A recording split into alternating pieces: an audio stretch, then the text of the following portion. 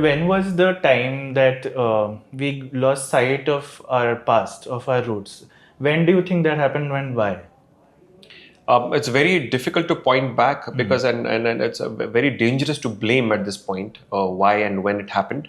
But it cannot be denied that it did happen where we did not have, let's say we had a drought of these puranic gathas and tales which were limited to television at most. We even had the entire section time of Amar Chitra Katha, which is not transformed to the new age. We have lived upon it and we've revered it, but I wish it had been done, but it's not been done. And it's difficult to say because there's many factors. There's the producer factor, there's the directorial factor, there's the economic factor, there's a status quo, there is a social factor. Because these mediums at the end of the day are the getaway hypnosis for the crowd. Right? Why do people go to cinemas? Is because they want to get away from the pain of the real life, perhaps, or are they going there for having a higher experience? So, as a director, I have to decide it. Right? They can both be a prism of the director, right? And that is what we are striving to do with Mahavatar. You say that you believe that they're part of our past. Yes. There is a section who says that it's all mythology, it's all fiction. Yes. So how do you respond to that? Well, they can keep believing what they have to. You can keep denying your ancient roots, but the fact of the matter is, even archaeologically, it's been getting proven again and again. And we are not here for looking for validation, and we are not here to compete. For me, this is as true as my own innate self, my own soul, and my own history.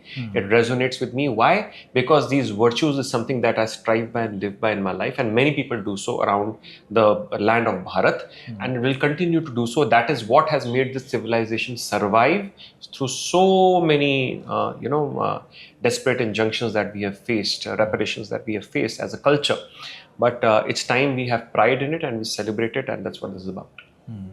Coming to this story of Mahavatar Narsimha, Yeah. it's such an interesting underdog story also, and also because the villain so many powers, but also he has immunity, a kind of an immunity that nobody can really surpass. Yes, yes. And so the odds are stacked against the hero. There are so many odds Correct. that he has to, there are so many hurdles that he has to cross. True. And it's a very creative form, the way, we all know the climax, how it ends up. Yeah. But the way he reaches there is so interesting. Yeah, and, it's a very poetic justice, you can say, in many ways.